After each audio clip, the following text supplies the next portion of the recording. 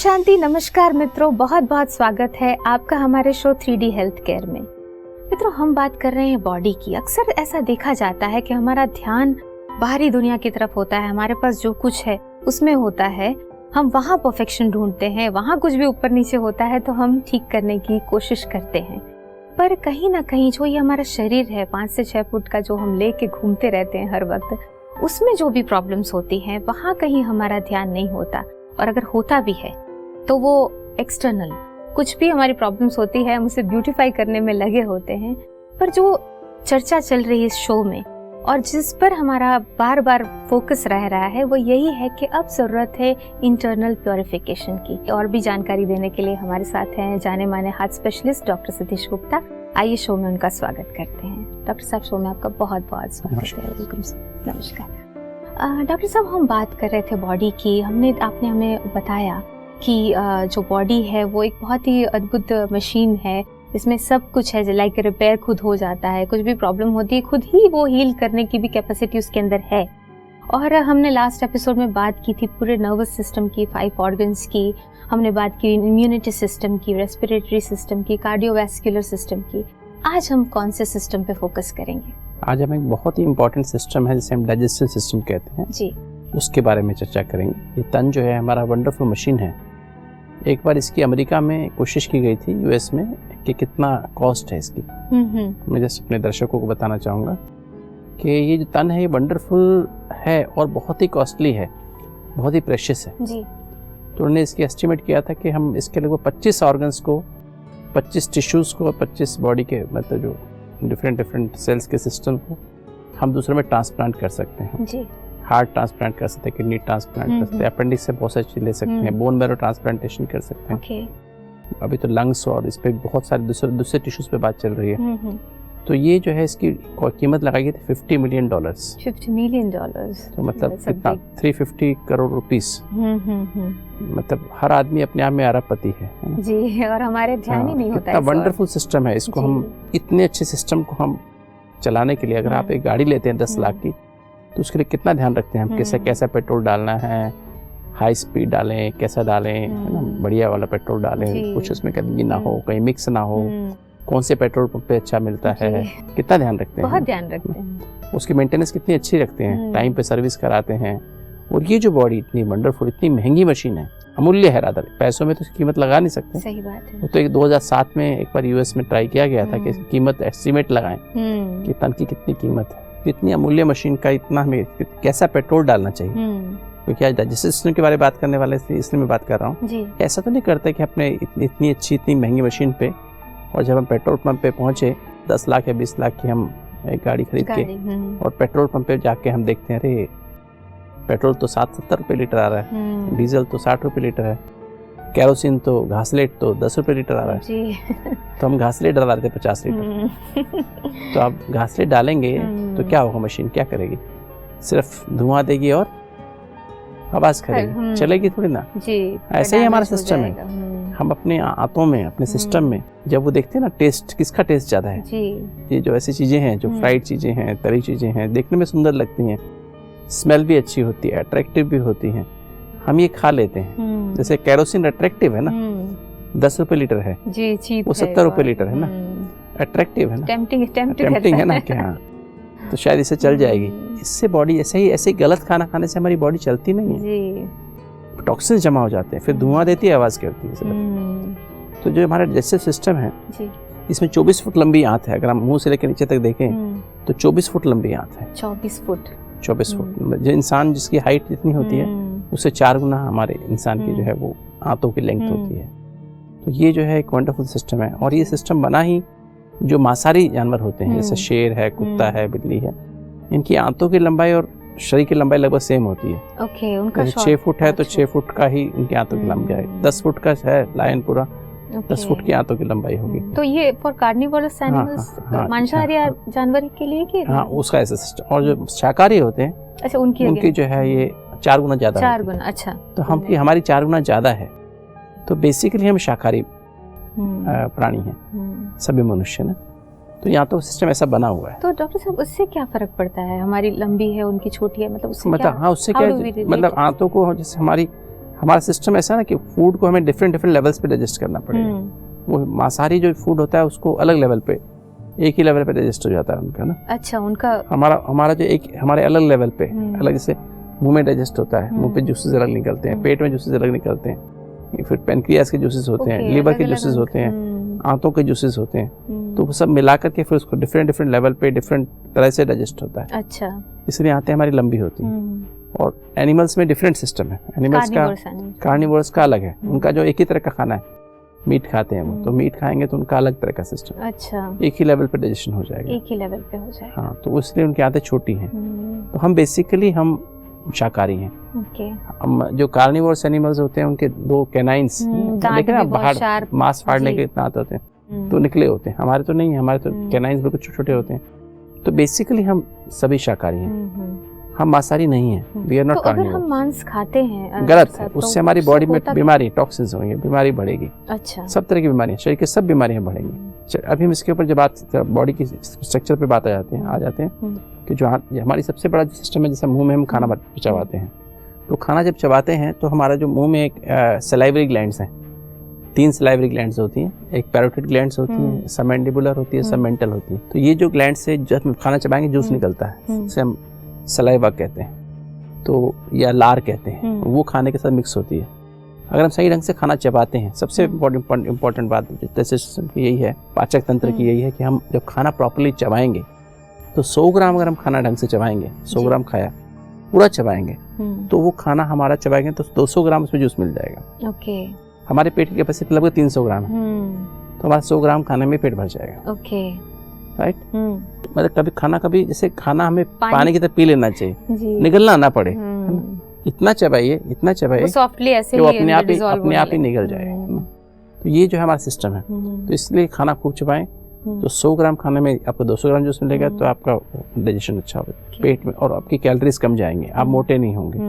और अगर आप जल्दी खाएंगे खाना तो क्या होगा, 200 ग्राम खाना खाएंगे 100 ग्राम जूस मिलेगा, और जल्दी खाएंगे 250 ग्राम खाना और 50 ग्राम जूस मिलेगा। तो ये जूसेस जो होते हैं वो सलाइवा खाना मतलब आधा तो यहीं पच जाता है, मुंह में ही जूस मिलेंगे तो जाते वो पचना शुरू हो जाता है। तो इसलिए खाना हमेशा कभी बातें करते हुए नहीं खाना चाहिए, कभी भी हमें मतलब जो है पूरा चबाना चाहिए, एकदम साइलेंस में खाना चाहिए।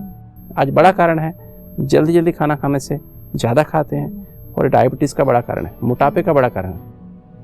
डॉक्टर साहब आजकल तो ये ट्रेंड है कि भाई जब तक टीवी नहीं चलेगी, कंप्यूटर पे कुछ बिल्कुल गलत है, ये गलत है, खा ही नहीं गलत है बिल्कुल। मैंने बताया ना, बिल्कुल साइलेंस में एकांत में भोजन करना चाहिए। खाना एक अपने आप में एक प्रोसेस है, बहुत नरिशमेंट, जैसे हम खाने को एनर्जी दे रहे हैं, कैलोरीज दे रहे हैं, ना खाली कैलोरीज दे रहे हैं, प्रोटीन दे रहे हैं, फैट दे रहे हैं, विटामिन, सारे मिनरल्स दे रहे हैं, और तभी तो गाड़ी चलेगी ना, तभी शरीर काम, तभी तो 80,000 अरब कोशिका काम करेंगी, नहीं तो कैसे काम करेंगी। तो हमें बहुत ध्यान रखना है खाने पे, हम क्या खा रहे हैं, कब खा रहे हैं, कैसे खा रहे हैं, ये इंपॉर्टेंट है।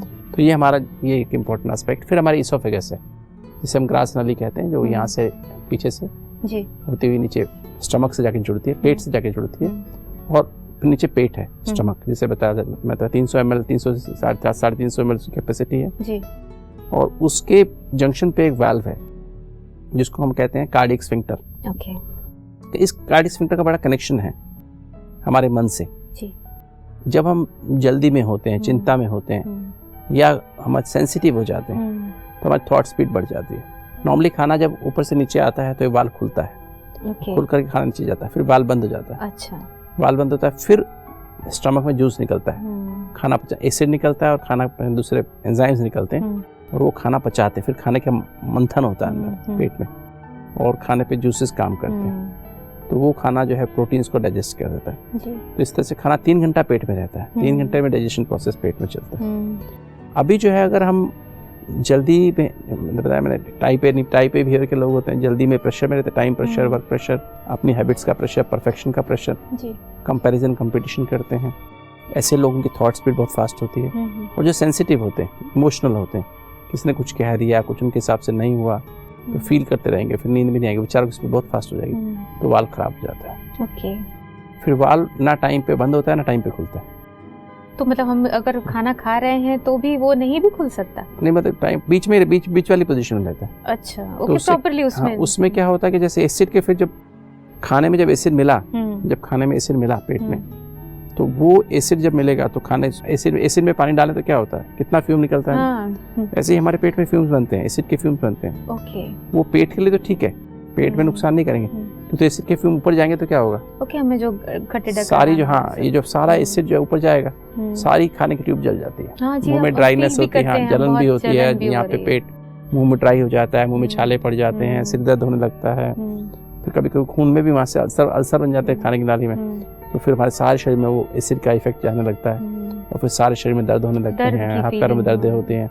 तो ये बहुत इंपॉर्टेंट है कि तो खाना हम चबा के खाएं और दूसरा जो है हम लोग अपने मन को शांत रखें, शांति में रहें, सेंसिटिव नेचर ना बनाएं। सेंसिटिव नेचर का मतलब, सेंसिटिव नेचर किसकी बनती है, जो एक्सपेक्टेशन ज़्यादा रखते हैं अपने घर वालों से, रिश्तेदारों से, दोस्तों से, इसको ऐसे करना चाहिए, इसको इतना तो करना ही चाहिए, इसको ऐसे, मैं इनके लिए इतना किया, ये मेरे को इतना तो करना ही चाहिए। और वो एक्सपेक्टेशन रखने के कारण से वो उनके विचारों की स्पीड फास्ट होती है, वो नहीं होता है, कभी भी नहीं हो सकता, पॉसिबल नहीं कोई हमारी एक्सपेक्टेशन मीट कर सके कोई व्यक्ति। इनफैक्ट हम खुद ही अपनी एक्सपेक्टेशंस पे खरे नहीं उतर पाते हैं, तो हम दूसरों से बल्कि हमें सबको एक्सेप्ट करना होता है as they are. Treatment sensitive nature का accepting everything as it is. जो व्यक्ति आपके रिश्तेदार हैं, संबंधी हैं, दोस्त हैं, फ्रेंड्स हैं, साथी हैं, उनको ऐसा सच एक्सेप्ट करना चाहिए, कभी एक्सपेक्ट नहीं करना चाहिए, तो आपकी नेचर फिर बैलेंस्ड हो जाएगी और संबंधों में हल्के रहेंगे। तो ऐसे व्यक्ति संबंध में बहुत भारी रहते हैं, उनके संबंध कभी मधुर नहीं हो, किसी व्यक्ति से मधुर नहीं हो सकता, ना घर में ना बाहर। ऐसे लोग डिप्रेशन के शिकार हो जाते हैं, जो बहुत एक्सपेक्टेशन। एक ये भी है कि मतलब एक्सेप्ट भी नहीं करते और कहीं ना कहीं बार बार सामने वाले को चेंज करने की भी जो बार बार एक टेम्पटेशन, खुद को चेंज होने की बजाय खुद को नहीं चेंज कर, दूसरों को चेंज करने की कोशिश करते हैं। तो एक बहुत बड़ा कारण है आज जो GERD जिसे कहते हैं, गैस्ट्रोएसोफेजियल रिफ्लक्स डिजीज, एक बहुत बड़ा कारण है ये हमारी नेचर। और फिर जल्दी जल्दी खाना, टाइम पे ना खाना, ये एक बहुत बड़ा कारण हो जाता है। मतलब अब जो हम आगे चलते हैं, तो ये तो हमारी बात हुई यहाँ पर कि हमारा जो है, और दूसरा हमें पानी पीने के समय बहुत हमें एक घूट करके पानी पीना चाहिए, कभी मुंह से गिलास लगा के तुरंत नहीं पी जाना चाहिए। तो इसका भी कारण कि सलाइवा बॉडी के अंदर जाए। सलाइवा नहीं, उसका सलाइवा से कनेक्शन, उसका हमारा फिर इसके फंक्शन से है। ये जो हमारा नाली है ना, जिसमें पेरिस्टाल्सिस जो होती है, तो उसमें हमें पानी को कहते हैं खाना चाहिए। एक घूट पिया, फिर दूसरा घूट पिया, फिर तीसरा घूट पिया, तो हमारा बाल्ब ठीक रहेगा नीचे। ओके, तो खाने को पियो और पानी को खाओ। Is it like that? Yes जी। तो इससे हमारा ये सिस्टम, क्योंकि आज 25-30% 40% लोगों को ये प्रॉब्लम हो गई है। तो डॉक्टर साहब, ये जो आपने बताया कि पानी को हम धीरे धीरे पिए, नॉर्मली हम लोग की जो टेंडेंसी होती है कि कहीं भी जाए खड़े हुए और फटाफट गलत है, वो गलत। क्या होता है एक्चुअली, प्रॉब्लम क्या होती है? मतलब उसमें हमारे जो अंदर जो मसल्स के जो सिस्टम होते हैं ना, जो अंदर की जो मूवमेंट करती है इंटेस्टाइन को, ऊपर वाली और वाल्व को, वो खराब हो जाता है, उसकी कोऑर्डिनेशन खराब हो जाती है। ओके। और फिर वाल्व टाइम पे काम नहीं करेगा। वही जो आपने कहा कि वो खुला बनना टाइम पे बंद नहीं होगा, तो फिर एसिड खुला रहेगा, तो फिर वो एसिड के फूम ऊपर उठेंगे, तो एक बहुत बड़ा कारण हो जाता है। तो हमारे दर्शकों को ये बात का बहुत इंपॉर्टेंट है कि जो हमें उनको पता होना चाहिए। तो ये जो है फिर हमारी छोटी आंत शुरू होती है, 3 घंटे बाद खाना आगे चला जाता है। और छोटी आंत ड्यूडेनम में क्या होता है, 2 चीज़ें आती हैं। एक तो हमारे लीवर के जूसेस आते हैं, लीवर में हमारे जूस बनते हैं जिसे पित्त कहते हैं, वो आके उसमें ड्रेन करता है लीवर, उससे हमारा फैट डाइजेस्ट होता है, हम जो भी वसा खाते हैं ना, उसमें डाइजेस्ट हो जाता है। और फिर पेनक्रियाज आके जुड़ जाता है। पेनक्रियाज है जो हमारी ग्रंथि है जिसमें से जूसेस निकलते हैं जी। वो प्रोटीन को फर्दर डाइजेस्ट करने के लिए, वो मतलब प्रोटीन को फर्दर और कार्बोहाइड्रेट्स को फर्दर डाइजेस्ट करने के लिए ब्रेक डाउन, छोटे छोटे उसके मॉलिक्यूल्स में, जैसे कार्बोहाइड्रेट को ग्लूकोज में ब्रेक डाउन कर देना, प्रोटीन को अमीनो एसिड में ब्रेक डाउन कर देना, और जो हमारे जो फैट्स हैं उनको फैटी एसिड में डाइजेस्ट कर देना, लास्ट मॉलिक्यूल यूनिट पे पहुंच जाना। तो फिर ऐसे इंटेस्टाइन के भी जूसेस होते हैं, तो इंटेस्टाइन के जूसेस भी आगे निकलते हैं। तो ऐसे वो पूरा डाइजेस्ट होते हुए जेजुनम एक पार्ट है आंतों का, छोटी आंत का, और फिर आइलियम वो पार्ट है आंत का, छोटी आंत का आखिरी पार्ट है, जहाँ पर हमारी आंतों में रिसेप्टर्स रहते हैं, जहाँ खाना पचता है। अच्छा। और वहाँ भी एक एक्टिव प्रोसेस है, खाने का पचना एक एक्टिव प्रोसेस है। उसमें एक्टिव प्रोसेस कैसे कहेंगे, वहाँ पर जितनी डिमांड आती है, अंदर से डिमांड आती है कि आज हमें इतना ग्राम फैट चाहिए। ओके, तो बॉडी को जिस जरूरत होती है वो हमको इतना आज कार्बोहाइड्रेट चाहिए, इतना ग्लूकोज चाहिए, इतना हमको प्रोटीन चाहिए, इतना हमको आयरन चाहिए, इतना हमको कैल्शियम चाहिए। जैसे आप मार्केट में जाते हैं, सब्जी लेने जाते हैं, अपनी जरूरत, आज हमको आधा किलो गोभी चाहिए, 2 किलो आलू चाहिए, आधा किलो 1 किलो टमाटर चाहिए, थोड़ी सी हरी मिर्च चाहिए, 50 ग्राम हरी मिर्च चाहिए, आपको जो भी चीज़ चाहिए उसकी रिक्वायरमेंट, दालों की भी रिक्वायरमेंट है, ऐसे हमें आटे की भी रिक्वायरमेंट है। बाजार में जाते हैं तो सब चीज़ खरीद के पता होता है कि एग्जैक्टली किस ऐसे ही हमें, और उतने पैसे जेब में लेके जाना पड़ता है। ऐसे ही हमारे आंतों में रिसेप्टर्स, छोटी आंतों में रिसेप्टर्स लगे हैं जी, जो GI रिसेप्टर्स हैं, जो सेंस करते हैं। ऊपर से मैसेज आता है, डिमांड आती है कि इतना आप आज, हमारी आंतें पूरी जैसे एक तरह की सब्जी मंडी है, मार्केट है, वहाँ पे डाइजेस्ट होके ऊपर से नीचे आ गया फूड, अब अवेलेबल है, एवरीथिंग इज अवेलेबल।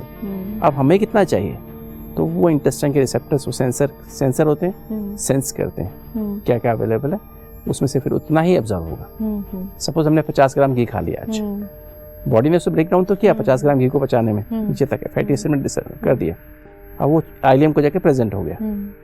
अब आते हमें आज मान लीजिए मेरी डिमांड है सर 500 मिलीग्राम, आधा ग्राम, तो आधा ग्राम ही ऑब्जर्व होगा, 49.5 ग्राम जो ना वो आगे फैटी एसिड आगे चले जाएंगे, बड़ी आंत में चले जाएंगे। डॉक्टर साहब यहाँ एक चीज़ पूछना चाहूँगी आपसे कि कई बार ऐसा होता है कि हम बहुत दुखी होते हैं या बहुत खुश होते हैं, दोनों ही टाइम हम फील करते हैं कि उतनी भूख नहीं होती है बॉडी में, तो ये जो हमारी मेंटल स्टेट पे ही ये डिपेंड करता है क्या कि हमारी बॉडी कितनी रिक्वायरमेंट उसको है या वो कितना एब्जॉर्ब करेगी? बहुत अच्छे से क्लियर करना चाहता हूँ अपने दर्शकों के लिए कि हमारा बहुत कुछ हमारे मेंटल स्टेट पे डिपेंड करता है। तो जैसे मैंने बताया आपको, हम आधा ग्राम जैसे हमने चाहिए तो आधा ग्राम में एब्जॉर्ब होगा, 49.5 ग्राम निकल जाएगा। किंतु अगर हम टेंशन में हैं, जल्दीबाजी में हैं, आपको हमारे दर्शकों को पता रहे कि 1 ग्राम ग्लूकोज से हमें सिर्फ 4 कैलोरीज मिलती हैं। 1 ग्राम ग्लूकोज से 4 कैलोरीज, ओके। और 1 ग्राम प्रोटीन से हमें सिर्फ 4 कैलोरीज मिलती है, जितने ग्लूकोज से, पर साथ में नाइट्रोजन मिलती है, अमोनिया मिलती है, कुछ ऐसी खराब गैसेस पैदा होती है उसके ब्रेकडाउन से, और फिर 1 ग्राम फैट से हमें 9 कैलोरीज मिलती है। ऐसे ही हम लोग जो प्रोटीन को सिर्फ मसल्स में जमा कर सकते हैं, प्रोटीन हमारी बॉडी में जमा नहीं होती है, स्टोर नहीं कर सकते, जैसे हम फैट जमा कर लेते हैं ना, तो प्रोटीन हमारी, हम एक्सरसाइज करेंगे तो जमा होगी। अच्छा, अगर हम ऐसे खा लिया हमने प्रोटीन तो वो तो रिपेयर में थोड़ी काम आएगी, बाकी हमारी प्रोटीन हमारी मसल्स में जाएगी, तो मसल्स में हमने एक्टिविटी की तो जाएगी ना। ओके, तो हम एक्टिविटी सैर करना, एक्सरसाइज नहीं करेंगे अगर हम, तो प्रोटीन यूज ही नहीं होगी बॉडी में, जमा ही नहीं होगी, और वो थोड़ा सा सिर्फ रिपेयर में, सेल्स की डे टू डे रिपेयर में प्रोटीन यूज होगी। और फैट हम कितना जमा कर सकते हैं? फैट में 9 कैलोरीज भी 9 है। जैसे आलू हम कई दिन रख सकते हैं घर में, दालें हम बहुत दिन रख सकते हैं, दालें खराब नहीं होती, प्रोटीन हमारा आलू खराब नहीं होता। तो हम जब भी बाजार में जाते हैं और इमरजेंसी होती है तो हम ज़्यादा आलू खरीद के लाते हैं, ज़्यादा दालें इकट्ठी कर लेते हैं, आटा गेहूँ इकट्ठा कर लेते हैं, ताकि हमें इमरजेंसी में घर में हम कुछ तो कम बना के खा सकें, स्टॉक तो। हम गोभी इकट्ठी नहीं करते, भिंडी इकट्ठी नहीं करते हैं, रूटीन की सब्जियां तो नहीं इकट्ठी करते, वो तो पेरिशेबल है ना। तो जो लंबा समय चलने वाली चीज़ें, तो जब भी टेंशन में होंगे तो हमारी डिमांड ज़्यादा बढ़ जाती है। इमरजेंसी है, जो भी अवेलेबल खरीद लो। अच्छा, जो लंबा समय चलने वाला अवेलेबल खरीद लो, बॉडी में ये अपने आप होने अपने आप डिमांड होती है, तो वो डिमांड हमने बढ़ गई, इंटेस्टाइन का रिसेप्टर मैसेज आएगा जितना भी अवेलेबल है खरीद लो। ओके, तब इसीलिए फैट हमारा बहुत जल्दी डिपॉजिट होना शुरू, इसलिए फैट ज्यादा एब्जॉर्ब, टेंशन में फैट ज्यादा एब्जॉर्ब होता है।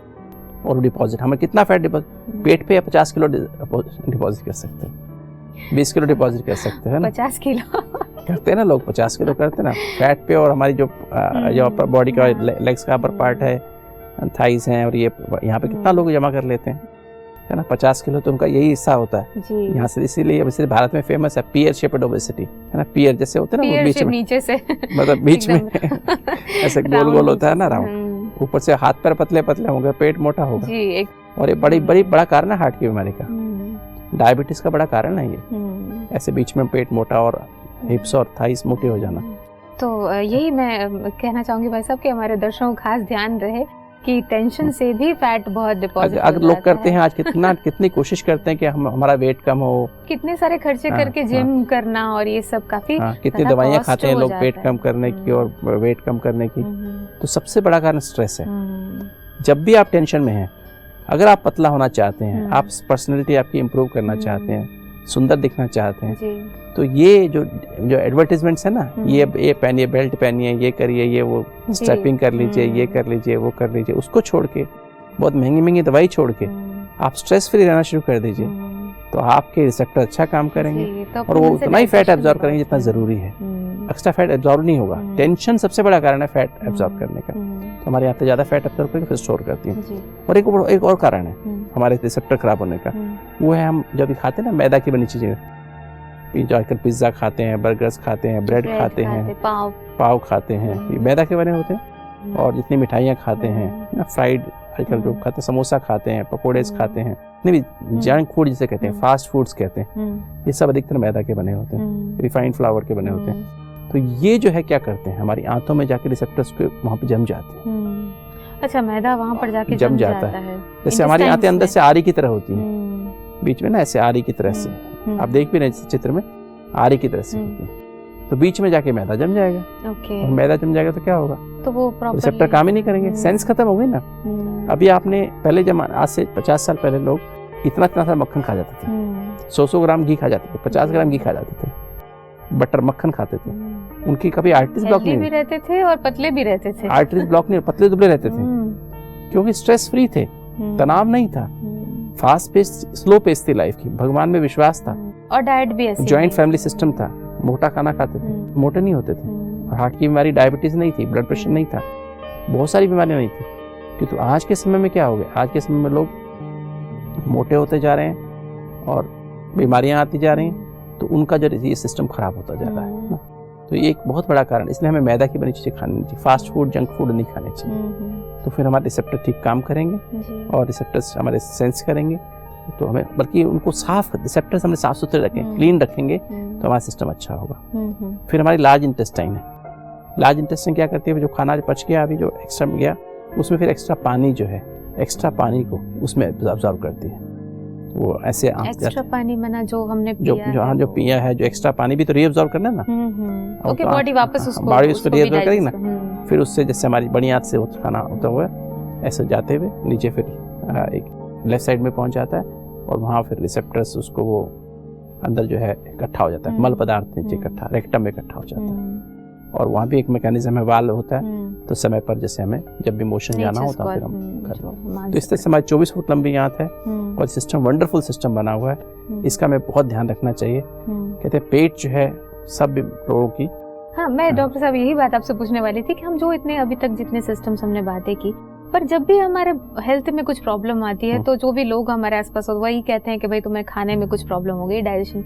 तो एक्चुअली में क्या ये एक्चुअली हमारी सबसे ज्यादा इम्पोर्टेंट ये सिस्टम होता है क्या कि अच्छा, हर सिस्टम इम्पोर्टेंट है। हार्ट की बात की तो हार्ट बहुत इम्पोर्टेंट था, लंग्स की बात है लंग्स बहुत इम्पोर्टेंट। ओवरऑल हम जो फूड खा रहे हैं उसका इफेक्ट तो डेफिनेटली हर एक ऑर्गन पे हो रहा है। और कहते हैं खाने का कनेक्शन हमारी खुशी से है, जैसे प्यार का कनेक्शन हार्ट से है, शांति का कनेक्शन लंग्स के साथ है, ऐसे ही हमारा खुशी का कनेक्शन पेट से है। अच्छा, कहते खुशी जैसी खुराक नहीं। अगर आप खुश हैं तो खाना सहज पच जाएगा, आंतों की मूवमेंट अच्छी होगी।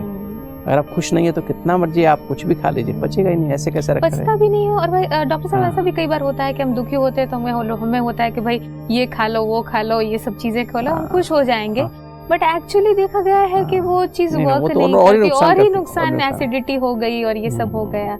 और वहाँ हम खुश हैं, थोड़ा सा भी खा लिया तो एक संतोष हो जाता है, एक आनंद बच जाएगा, आपका डाइजेशन स्ट्रांग होगा। तो ये अगर हम समझते हैं इससे हमारे अंदर से शक्ति आ जाती है। Thank you so much doctor साहब, बहुत अच्छी बात है आपने बताई। Thank you so much coming to the show. Thank you. तो मित्रों, बहुत सुंदर चर्चा रही और जो मैसेज हम आपको देना चाहते हैं वह यही है कि जैसे कि कहा गया है, हम सुनते आए हैं कि अन्न का असर हमारे तन पे और मन पे बहुत पड़ता है। शरीर एक मंदिर है, इसे स्वस्थ बनाए रखना है तो जंक फूड से बचें, फास्ट फूड से बचें, क्योंकि ये हमारे बॉडी के रिसेप्टर्स को खराब कर देते हैं और हमारा जो डाइजेस्टिव सिस्टम है वो कम्प्लीटली ब्लॉक हो जाता है। तो इस बात पे खास ध्यान दें, यही हम चाहते हैं आपसे, यही हमारी एक्सपेक्टेशन है। बाकी आगे आने वाले एपिसोड में और भी हम चर्चा करेंगे कि कैसे अपने हेल्थ को और भी सुधार हम सकते हैं। तो बने रहिए हमारे साथ हमारे सफ़र में। Thank you so much. ओम शांति।